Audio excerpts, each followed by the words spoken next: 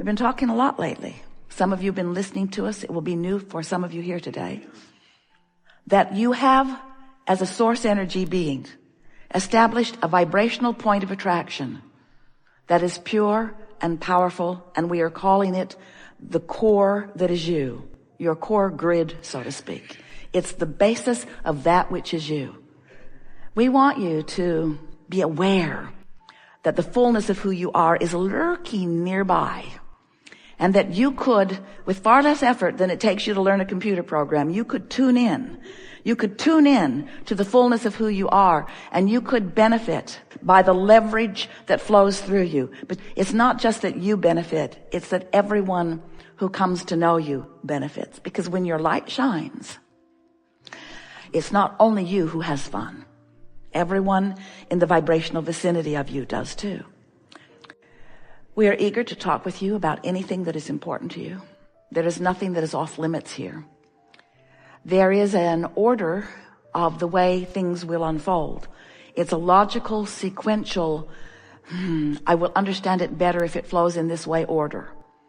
And so as you sit with your question, with what you're wanting to contribute, with what you're wanting to ask, and you hold yourself in a place of positive expectation that one way or another that question will be addressed and fully, so that you're not tense in your expectation, so that you're not uneasy when it seems to be taking too long with the person who has gone before. Sometimes your uneasiness keeps you from hearing the answer that we're giving to you through them, because everything that we just said is the way that it is. We know who you are and what you want to know, and we know how to get you from where you are to where you want to be. And so as you sit in an attitude of trusting expectation that this will be that uplifting, bridging dialogue that will help you to understand everything that is important to you, then once again, we will pronounce this. We can do it in advance because we can feel who you are. Not only those of you who are here in the room, but those of you who are out there around the world tuning in. This will be co-creating at its best. So, what's new? What do you want to talk about? Stuff. It's going to be a good day. We're going to begin there. Stand if you think it's you. You are the one. We just want to express the jubilation that we are all feeling about this leading edge conversation and the importance that it is to us, whether you all get anything out of it or not. And of course you are, yes. So every morning as Jerry is writing with Esther, Esther is writing, she tells him about her day, and then she laughs and says, I don't know why I'm telling you about my day, if in fact you're actually running around with me. But it helps me to focus in what I want to talk to you about. So she'll sort of write some notes about what happened and what she was feeling about it. And she thought this will be a really good book. It's 125,000 words, which is about a book and a half now, of me saying I miss you and him saying I'm here. In other words, at some point, it needs to morph into a different dialogue than that. And so on this one particular morning, she'd written how she was missing him. And what he wrote back was, I will look for as many opportunities today as I can find to let you know how much I am loving you. Yeah. So she is still not feeling that good. She is still invested in the grief of her moment and not enjoying but finding plenty of sympathy from those who are around her. And now Tracy and Esther are in the car, and they're going from daughter Tracy's house, out to Jerry and Esther's house. And Tracy suddenly is so thirsty that she cannot survive the 8 miles of distance. It is a sort of, I will die if I don't get liquid moment. Irrational. And so Esther looks for a place that they can stop, and stops at a place she has never been before and probably will never go again. It's Chick-fil-A. And as she's driving through the drive-thru, there is a double drive-thru which she had never seen. And as she looks over at the car, through her tears, the back window in letters this big said love.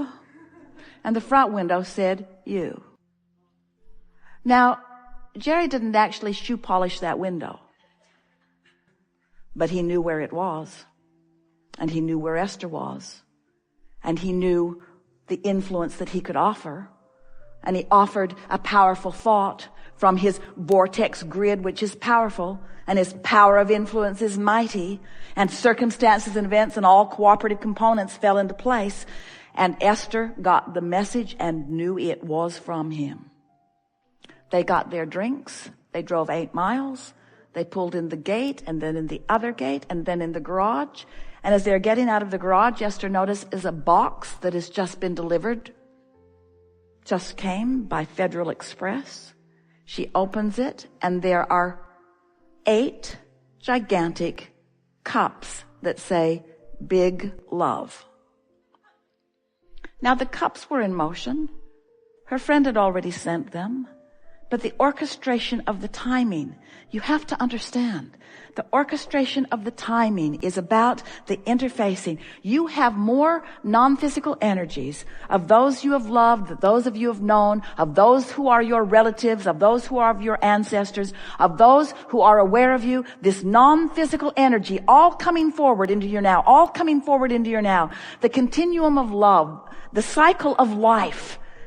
You are just beginning to understand the fullness of all of that. And when you pay attention a little bit, you'll begin to understand that to a person, you are loved and adored by that non-physical energy who is aware of you.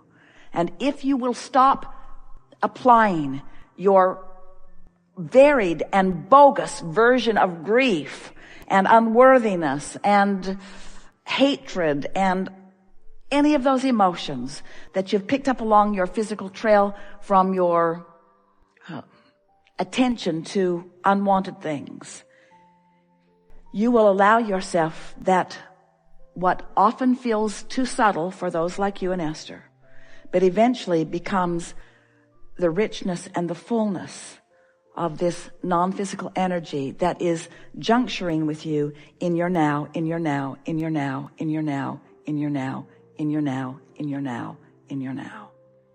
You are not alone, and you never have been. And you are not on your own, and you never have been. You are supported, and we use that word carefully because we are wanting you to understand that it's not support that's coming to you out of your need. It is support that is coming to you out of your desire. But in your need, you deprive yourself of it. And in your alignment, you allow it. And it's the thing that humans have been complaining about nearly from the beginning of time, and certainly from the beginning of their beginning to understand the way they connect into non-physical. Because it feels wrong to you. It feels like it's not your human nature. It is the nature of the beast that you watch, but it doesn't seem to be the human nature. You've trained it out of yourselves, and you would be well to let it go. And it goes like this. I support those who are in need, and I train them to be needy in order to get support. But then the only support they can get is from the physical experience. They deprive themselves of the true grid, you see. There's plenty who will come to support you in your neediness, and you can beat the drum of your neediness, and there will be many who will be there, and they will feel virtuous and valiant in their offering to you their support. But the support that you're really looking for is the support that comes from inside the vortex. And it comes to you when you finally accept the perfection of your being, the juncture of the physical and the non-physical, the eternalness of your being, the never-endedness of that which is you, the love of that which is source. And it's ever, ever, ever offering to you. But you got to receive the love.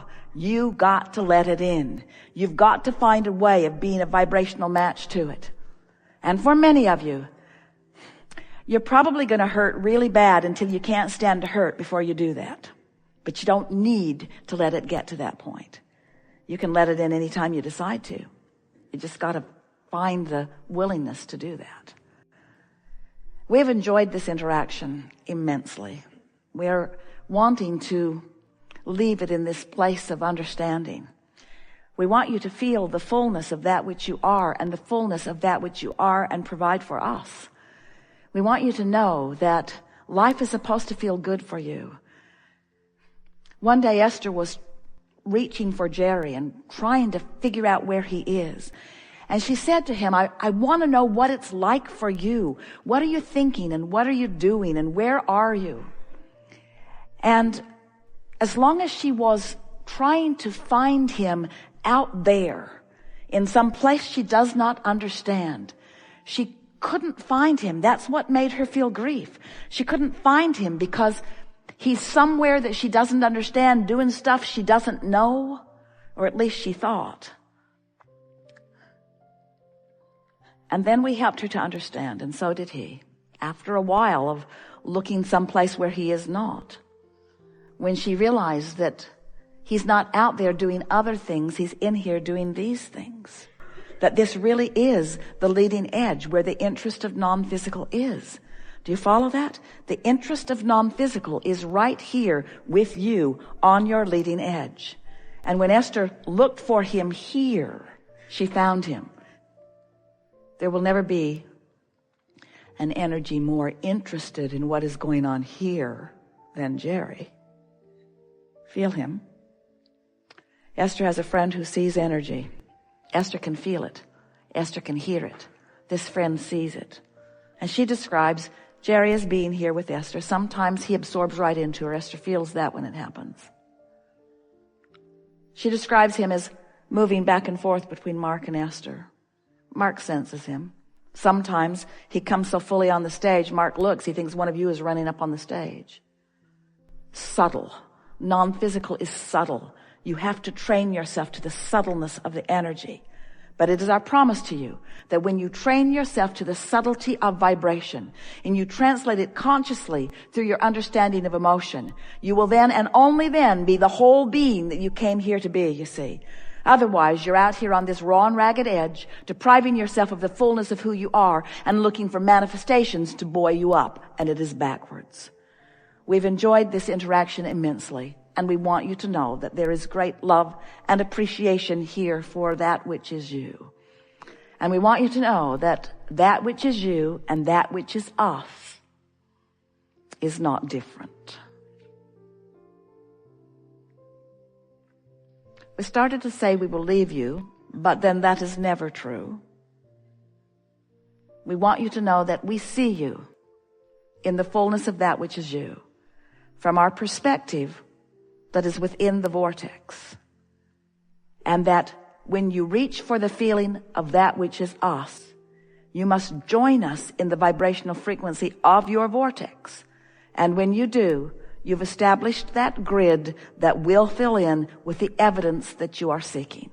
Not just the evidence of dearly departed, but the evidence of the dollars that you seek, the evidence of the physical wellness that you seek, the evidence of the clarity that you seek, the evidence of the lover that you seek, the evidence of the opportunities that you seek, the evidence of the deliciousness of life moment by moment. Not just a peak experience where you've planned for a vacation and off you go, but peak after peak after peak after peak all day long as the convergence of that which is you and you are having conversations with someone that your grid has brought into your experience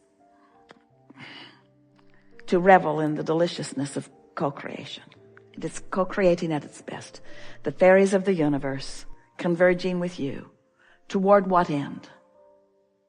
This joyful moment, and this joyful moment, and this joyful moment, and this joyful moment.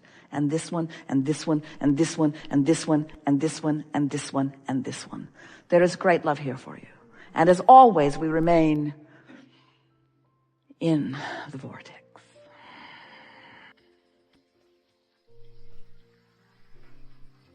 Oh, good job.